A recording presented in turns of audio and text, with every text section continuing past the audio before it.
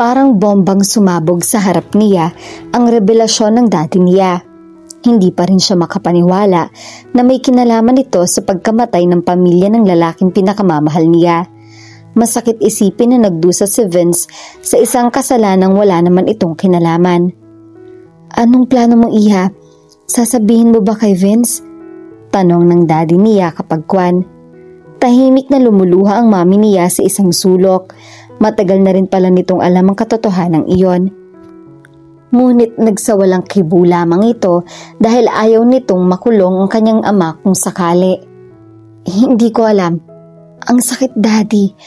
Ayokong pumili sa inyo ni Vince. Ako lang naman ang masasaktan. Lumuluhang sagot niya. Ayoko makulong. Walang nakuhang suspect ang mga pulis noon dahil pinalabas kong aksidente ang nangyari. But it was an accident, Leonardo. Hindi mo ginusto ang mangyari. Katwiran ng mami niya. Pero ako ang may kasalanan. Kung hindi ko binunggo yung van, hindi sana sila namatay. Hanggang ngayon ay isang masamang panaginip pa rin na bumabalik-in sa akin. Unti-unting napahagulhol ang kanyang ama. Kahit kailan ay hindi pa niya ito nakitang umiyak noon. Ang akala niya ay wala itong damdamin, na may pusong bato ito. Ano man ang nagawa nito noon ay alam niyang dahil lamang sa labis na pagmamahal nito sa mami niya. Ngayon ay naiintindihan niya ito. Kaya naging malamig ang turing nito kay Vince ay dahil sa guilt na nararamdaman nito. Kapag nakikita ko si Vince ay bumabalik ang nakaraan. Naulila ang isang musmos ng dahil sa akin. Kaya napagpasyahan kong tanggapin ang alok noon sa akin sa Amerika. I even attended therapy secretly. Kailangan ko ng isang espesyalistang matutulungan ako makalimutan na nangyari. Lumalakas palalo ang hagulhol nito. Tahimik lamang siyang tumatangis sa lahat ng paghihirapan nito. I'm sorry, baby. Lalo siyang napaiyak nang marinig niya ang term of endearment na iyon ng daddy niya. She was his baby back then. Kailangang malaman niya, daddy, dahil kahit anong gawin natin, hindi mawawala ang sakit sa ating mga puso hanggat may isang taong hanggang ngayon ay nasasaktan pa rin. Tumango ito. Naging duwag ako sa nakaraang 10 taon. Pagod na ako. Siguro'y panahon na nga para malaman ng lahat ang mga nangyari noon. Handa ako sa maaaring mangyari sa akin. Hinawakan nito ng mahigpit ang kamay ng mami niya. Ngumiti siya. Handa na rin ako, Dad. Handa na ako upang harapin ang isang desisyong hindi ko pagsisisihan. Nagyakapan sila habang nag-iiyakan. Ngunit anuman ang mangyari, hindi niya iiwan ang kanyang pamilya. Ang huni ng mga ibon at ang init na lumagpas sa siwang ng bintana ang gumising sa diwa ni Vince. Dumilat siya. Gaya ng dati, wala siya maaninang na anumang bagay maliban sa walang katapusang kadiliman. Dilim na kasama na niya sa nakalipas na 10 taon. Narinig niyang bumukas ang pinto ng kanyang kwarto. Mabutit gising ka na, iho. Nasa ibaba si Meg at hinihintay ka. May pupuntahan daw kayo ngayong araw. Nasa baba siya? Pinayagan ito ng daddy nito? Baka naman iyon na ang huling pag-uusap nila. Kinabahan siya bigla. Yes, so you better hurry up, mister. Heto at dala ko ang breakfast mo para hindi ka na bumaba at makapaghanda ka na ng diretsyo. Naramdaman niya ang paglapag ng tray sa bedside table. Tumango siya rito at nagpasalamat. Agad din naman itong lumabas ng kanyang silid. Parang may mali. Dati-rati, si Meg ang gumigising sa kanya tuwing umaga. Please God, hindi niya kakayanin mawala ito sa buhay niya. Handa siyang ipaglaban ito. Lahat ng tao ay may kakayahang magmahal, ano man ang katayuan, itsura o pagkatao ng mga ito.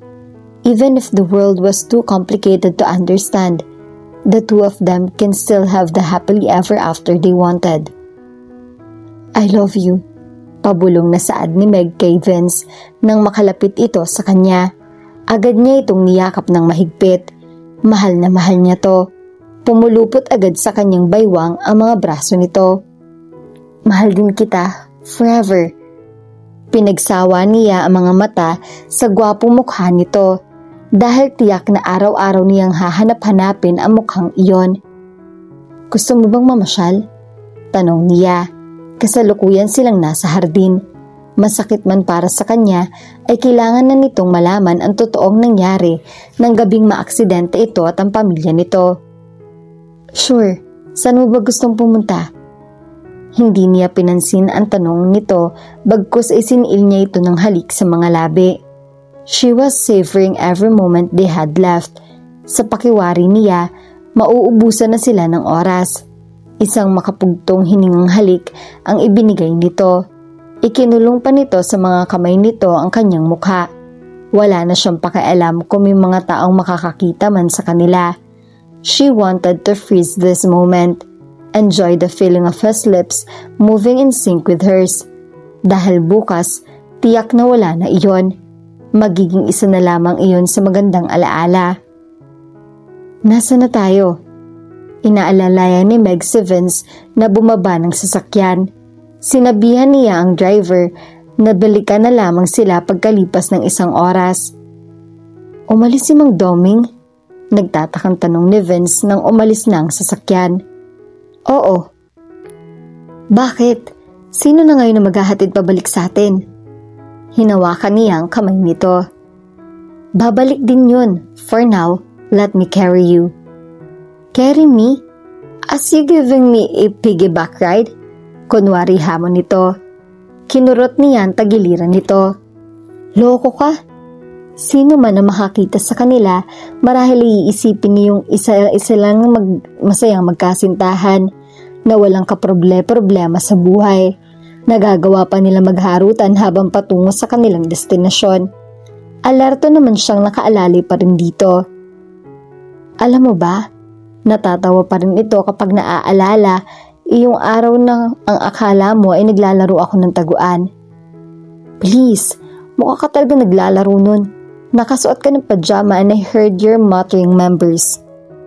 Opo, dahil bumilang po kayo ng tulips. Nakapagtunghay lamang siya rito habang naglalakad sila at sa damuhan. Hindi minsang natatapilok siya sa paglalakad dahil sa kakatingin niya rito. Pinagsasawa niya ang sarili sa gwapong mukha nito. Kahit kailan ay hindi siya handang lumayo rito dahil sa loob ng mahigit 10 taon, nasanay na siyang nasa tabi ito, katabi sa pagtulog, kahati sa kanyang mga baon at kalaro sa kanyang bahay-bahayan. Naaalala na niya iyon ang ginawa niyang ng daddy niya nang manika niya. Vince, please, sige na, ikaw nang maging daddy nitong si Monica. Ungot ni Meg. Gusto lang naman niyang magkaroon ng daddy ang manika niya. Kawawa naman ito. Mami lang ang mayroon nito. Hindi ba dapat ang kumpletong pamilya nito? Dapat ay may mami at daddy rin. Okay. Napasinghap siya. Hindi man lang nagreklamo si Vince. Mayroon pang banda na nakatakip sa mga mata nito. 3 linggo pa lamang kasi itong nakakalabas ng ospital. Mula nang makilala niya ito noon sa hardin ay halos araw-araw niya itong binibisita sa kwarto nito. Siya na ang naging kalaro nito. Yehey! Halika, dun tayo sa room ko. Hinawakan niya mga braso nito. Pumasok pa sa silid at doon ipinakilala niya ang iba pa niyang laruan. Ito pa ang ibang dollies ko. Pinulot niya ang mga nagkalat na manika. Ito si Lala. She has curly gold hair. Si Lily naman, itong mahaba. Napahagikik siya nang kunin nito sa kamay niya si Monica. Iyan si Monica ang favorite ko. Sumimangot ito. Ang akala ko si Monica lang ang magiging baby ko. Bakit ang dami na nila? At ang baho nito si Monica. Anito at inamoy-amoy ang hawak na manika. Inamoy rin niya iyon. Maging ang 2 manikang hawak niya. Oo nga. Yucky, they smell like the pupu of Kira. Aniyang ang tinutukoy ang bagong panganak na kapatid. Anong gagawin natin? Dapat mababango ang mga baby natin. Umakto itong tila nag-iisip. Alam ko na. Lagyan natin sila ng pabango. Napabungis-ngis siya.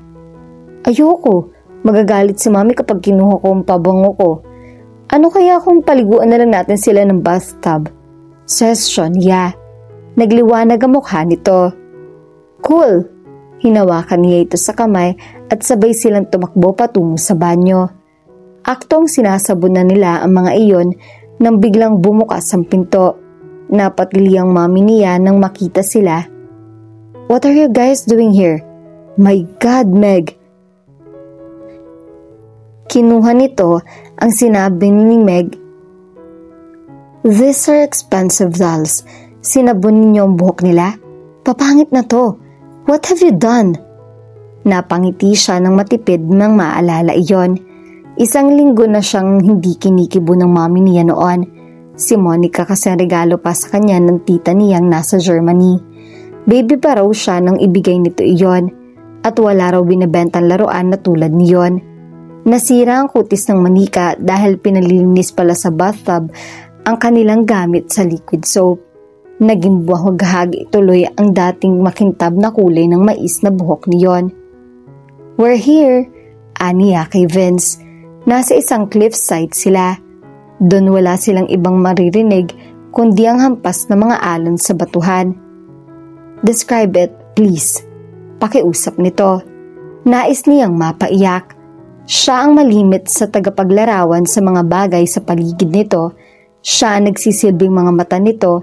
Hindi niya kayang mawala sa tabi nito ngunit kailangan. Nakaharap tayo sa malapit na sa dagat. Medyo malakas ang hangin. Masarap lang hapin ang amoy ng tubig dagat sa kinatatayuan natin at matatanaw ang napakagandang Taal Lake. So, nasa Tagaytay pala tayo? Kailangan masabi na niya ang pakay niya dito habang may lakas ng loob na siyang natitira. Anong ginagawa natin dito? Maya-may tanong nito. May nais sana akong sabihin sa'yo. Sana maintindihan mo ko. Bahagya ng nananakit ang kanyang lalamunan. Unti-unti nang bumabalabog ang mga luha niya. Ano? Hindi alam ni Meg kung paano niya gagawing sabihin dito ang buong katotohanan. Manhattan, New York City. Nagising si Vince sa tunog ng cellphone niya. Masakit pa ang kanyang ulo dahil sa isang bachelor party na kanyang dinaluhan ng nagdaang gabi. Kinapa niya ang mga auditibo sa beside table habang nananatiling nakapikit ito. Hello? Hi honey, kailan ka umuwi rito sa Philippines? I miss my little boy. Bungad ng lambing na tinig ni Tita Clara niya. Of course tita, makakauwi po ako. Bahagiya siyang dumilat. Nakalimutang marami itong time zone. 1:00 a.m. Palamang na sa kanyang bedside table. Dapat lang, espesyal na araw yun sa buhay ko. Hindi lang ang mga babaeng edad ko ay kinakasal na eh. He chuckled softly. Sinabi ko na sa'yo noon na kailangan mo lang hintayin ang right man mo. At ang walang hiyang right man na yan ay ngayon lang dumating kung kailan magiging 50 na ako. Napahalakak siya. Ilang mundo pa silang nag-uusap bago nito tinapos ang tawag. Napangiti siya. Hindi niya lubos maisip noon na mag-aasawa pa ang hintay niya. Ngunit paanong kailan lang nang umalis siya sa bansang kanyang kinalakihan. Dahil lamang sa isang pangyayari sa buhay niya nang naging meet siya ng pagkasira sa magandang sanang pag-iibigan nila ng babaeng minamahal niya ng labis.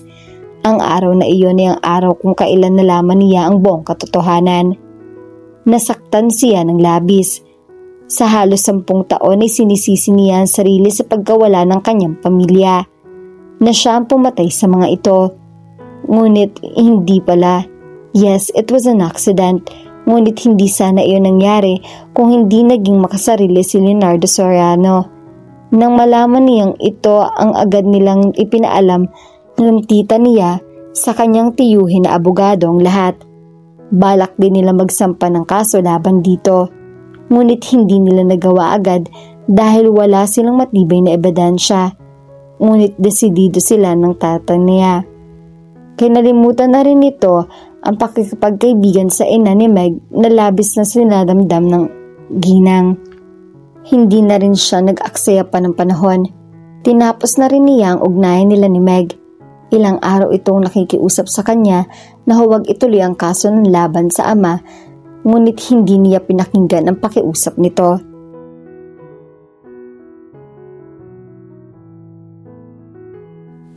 At dito na po nagtatapos ang ating kwento. Sabay-sabay po nating abangan ang susunod na kabanata. Maraming salamat po. God bless and stay safe.